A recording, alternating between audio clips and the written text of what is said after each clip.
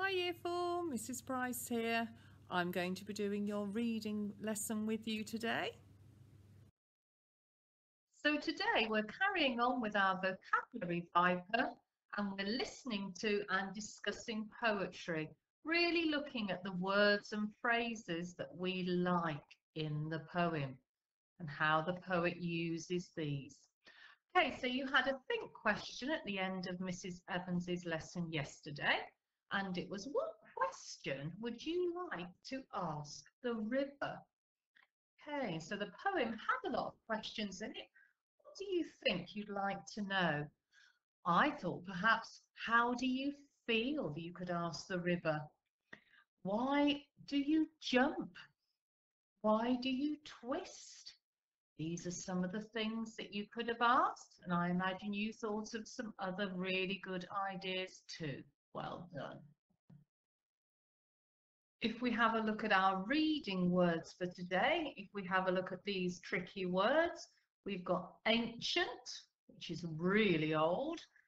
We've got poisonous, and we've got wrappers. Okay. Now, if we have a look here, we've got the word whispered. What's the root word in the word whispered? What can you see in there, the root word? Well done, it's whisper. And we've got the ed suffix on the end, okay, turning it into the past tense. If we have a look, here's one of the words off our year 3 and 4 spelling list. We've got breathe, okay, very similar to the word breath, which is also on your spelling list. Okay, there's just one little difference between them. Breathe has got the E, breath hasn't. So have a good look at it. You've got the br at the front. You've got the word the at the end. That might help you to remember. So pause the video and have a go at spelling breathe.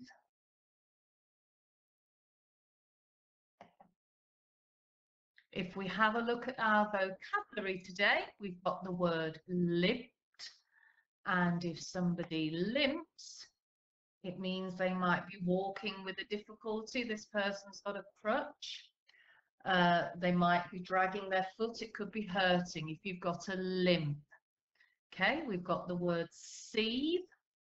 If something is seething, the river, the water is seething. It could be really bubbling and foaming. We've got the word clogged. If something is clogged up, that means it's blocked. That pipe is full of something, it's clogged up. And then we've got the word garbage, and garbage is a word for rubbish, litter, things that have been thrown away. Okay, so let's say our vocabulary words. Limp, seethe, clogged, garbage. Can you shout them? Limped, seethe, clogged, garbage. Can you whisper them? Limped, seethe, clogged, garbage. Well done. So here's the poem that Mrs. Evans read with you yesterday. I Asked the River, also by Valerie Bloom. So this is the second poem we're looking at this week by the same poet. Now, yesterday when you read the poem with Mrs. Evans, she asked you to think about the punctuation and how that helped you to read with expression. Okay, you need to really think about reading with expression because tomorrow you're going to be performing your poem. Okay, so if we have a look at the first two verses of the poem, can you see I've highlighted the question marks here? So when you're reading that line of the poem, you need to read it with a questioning voice. So let's think about using a questioning voice as we read the poem. You can join in with me as I read. Why do you run? I asked the river. So fast I can't compete. I run, the river said, because I have some streams to meet. Where do you go? I asked the river. And what do you do there? I go to the valley, the river said, where I wash the rush's hair. Why do you sing? I asked the river, such a sweet and happy tune. Because the river smiled, I'm having lunch with the sea at noon. Why do you laugh? I asked the river. You'll share the joke, I suppose. I woke the mountain, the river grinned, by tickling his toes. Then the river shuddered, groaned and sighed.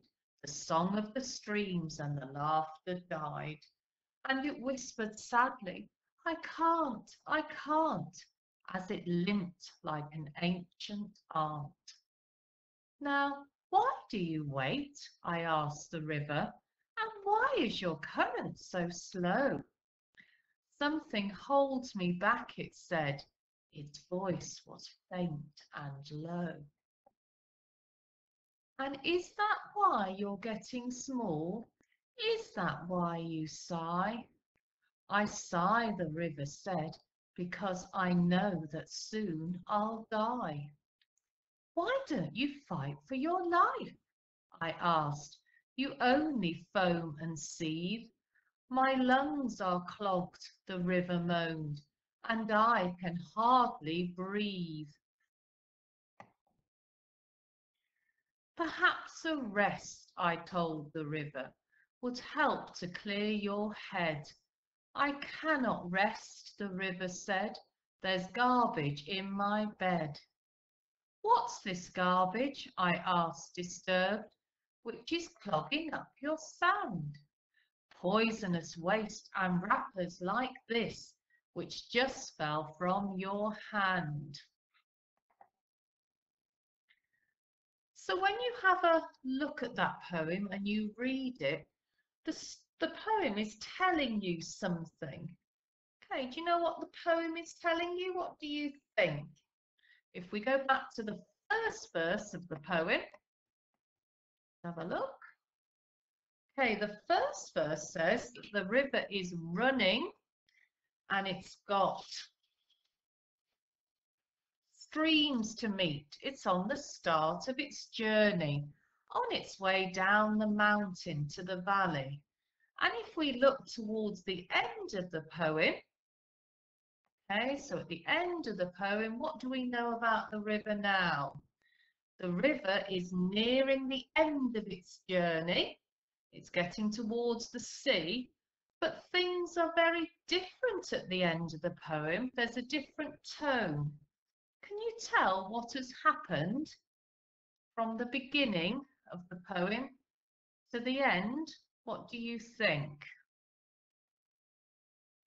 Okay, so as the river sets out on its journey to the sea, everything seems very happy as the river goes along.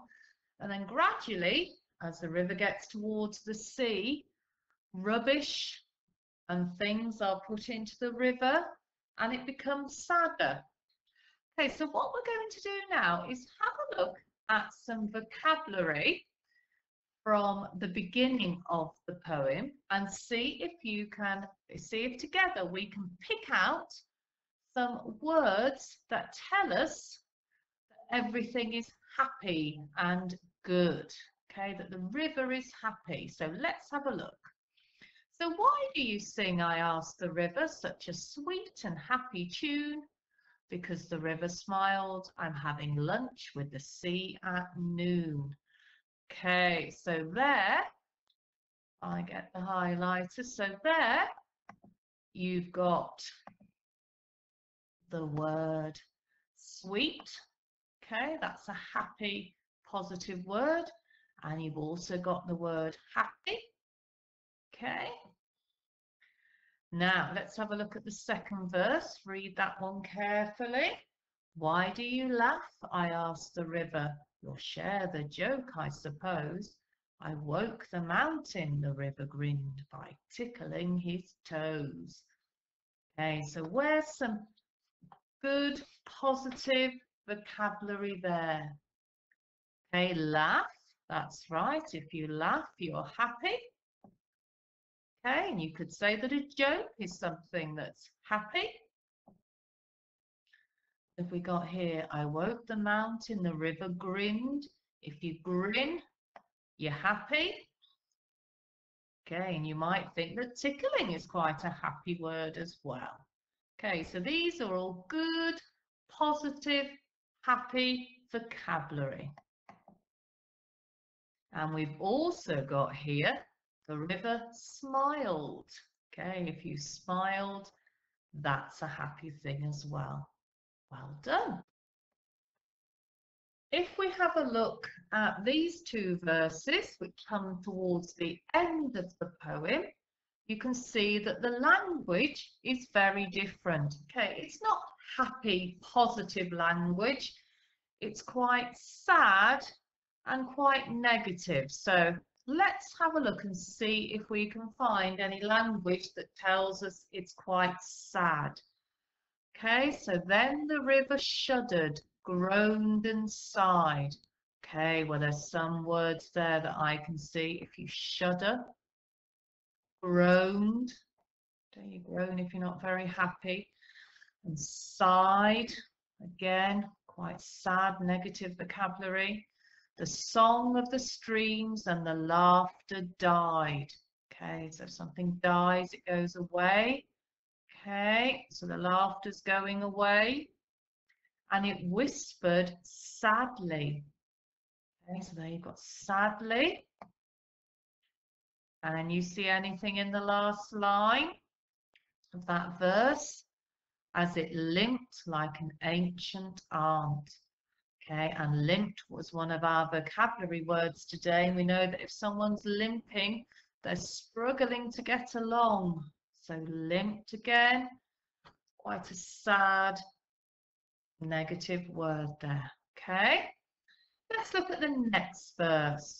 Okay, we talk about rubbish here. What's this garbage? I asked, disturbed, which is clogging up your sand. Okay, so if somebody's disturbed, quite sad vocabulary. We've got garbage, rubbish. Okay, again. And we know that clogging means blocking something up, which is not good in the river when things are blocked. Then poisonous waste and wrappers like this, which just fell from your hand. Okay, if something is poisonous, that's certainly a negative word. Poisonous waste. Waste is rubbish. And wrappers. Okay. So these are all giving the impression of something bad happening towards the end of the poem. So you can see how the tone of the poem has changed. What I'd like you to do is to go back through the poem and make a list of the negative words, the bad words, and the positive words, the good words. I'm going to show you how you might like to set it out. So you might like to set it out something like this. I've got two columns. I've got the positive vocabulary over here with a nice big tick. And I've got the negative vocabulary here in this column with a cross. Okay, so that's an idea that you might like to use. Okay, so thinking today of the Chile challenges, Chile 1s, I'd like you to list the positive and negative vocabulary from the poem. And Chile 2 and 3, I'd like you to identify the positive and negative vocabulary from the poem, but also can you suggest other vocabulary which Valerie Bloom, the poet, could have used to give the same message? Okay, so other positive and negative vocabulary she could have used. Okay, so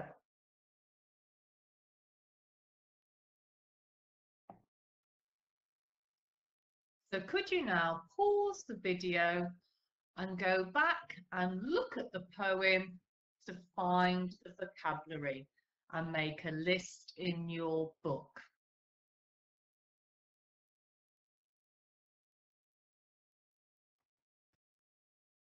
Okay, so here's our check page. If we have a look here, we've got the positive vocabulary in black from the poem, and then Chili 2 and 3, I have added some vocabulary that you might have thought of. There are lots of different words that you could have thought of, and maybe when you send your work in, we can have a look at those. I've put excited, jolly and contented. Those were just a couple that I came up with. And then the negative vocabulary, there seems to be more negative vocabulary in the poem. Was your list longer for negative? And then some of words that you might have thought of: blocked, depressed. You could say the river felt quite depressed at the end of its journey, and perhaps a little bit moody, not very happy with how everything was going. Okay, Year 4, well done.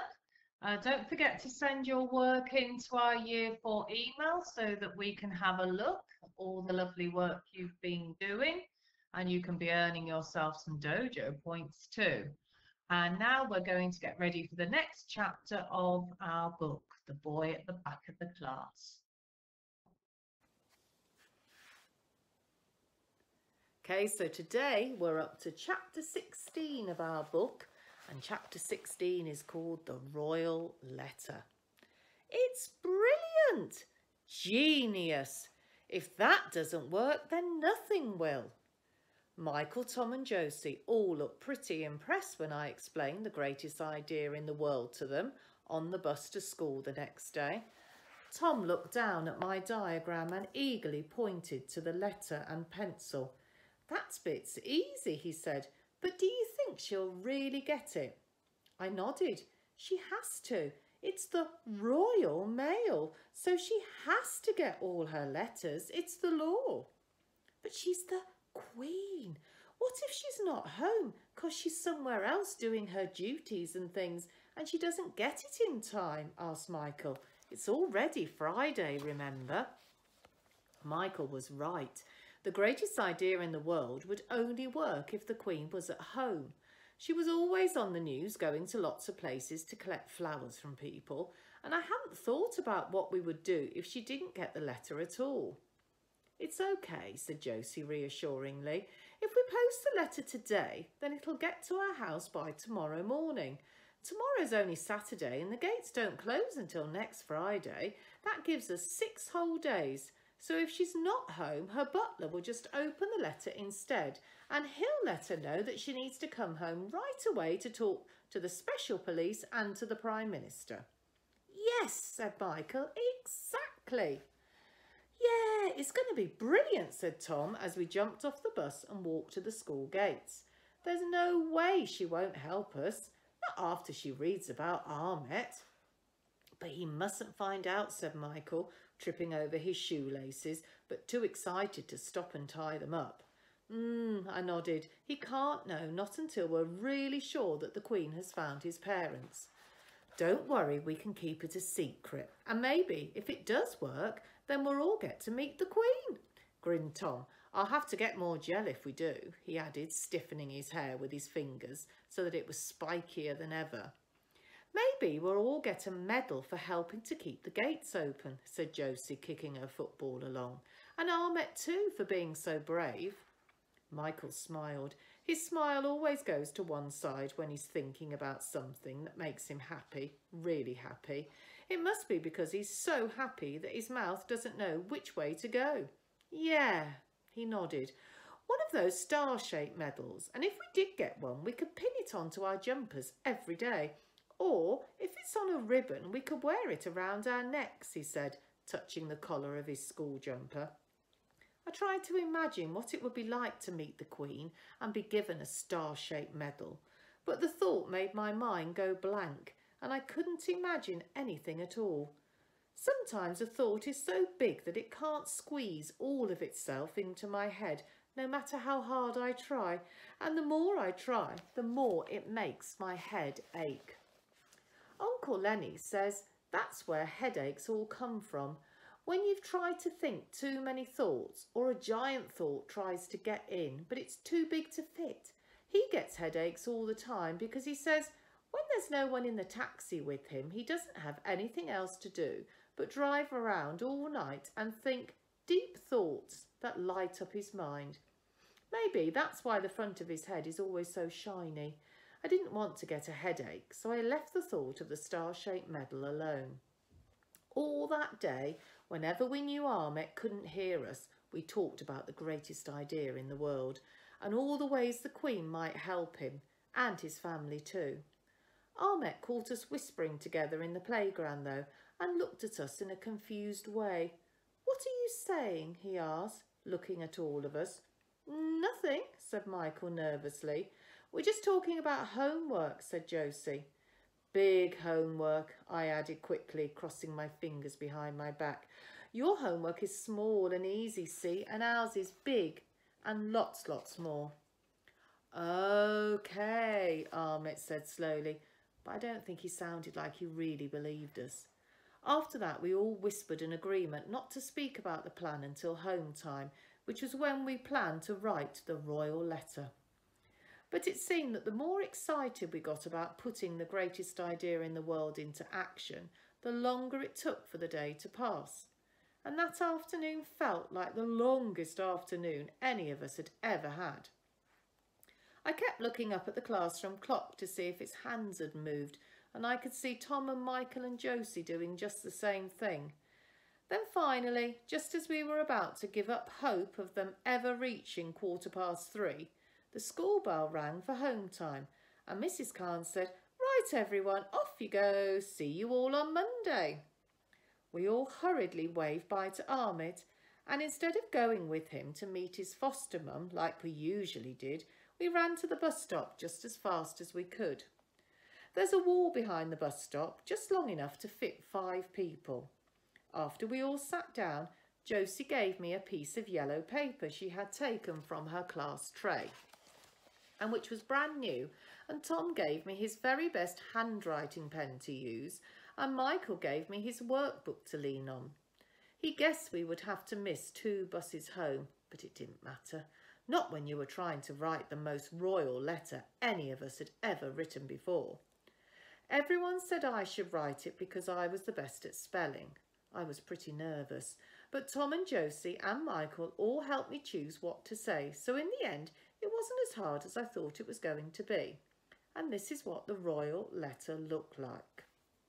A little picture there. Okay. Your Royal Majesty of the United Queendom of England. Please, Mrs. Majesty, there is a new boy in our class called Ahmet, and he's a refugee boy from Syria, where there is a war and lots of bullies throwing bombs and hurting people. Ahmet had to get on a boat and walked a long way to come to our school, and had to leave his mum and dad behind in tents too. Ahmet needs to find them before the government closes all the gates.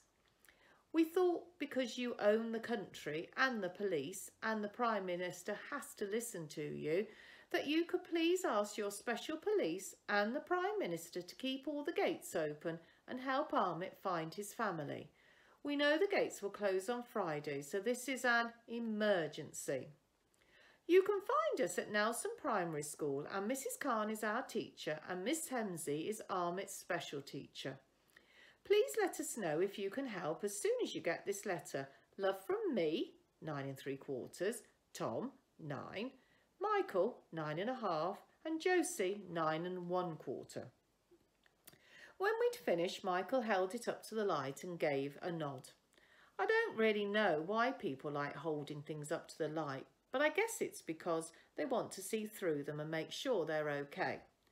I was glad because even though my writing had gone a bit wonky, everyone said it looked good. It was the longest letter I'd ever written in one go, and my hand felt sore, so I jumped off the wall and jiggled it about. In the distance I could see the bus coming. Have you got a new envelope to put it in? And stamps? Asked Tom anxiously as we got onto the bus. Yep, Mum's got loads, I said, and I'll post it by 5 o'clock from the post box in front of my flat. Don't forget to write special letter on the envelope in a purple colouring pen, said Josie. Purple's her favourite colour. And make sure the stamp says first on it, said Michael. When I got home that afternoon, while Mrs. Abbey was making me fish fingers for my tea, I quietly pulled open the big top drawer in the large chest standing in our living room.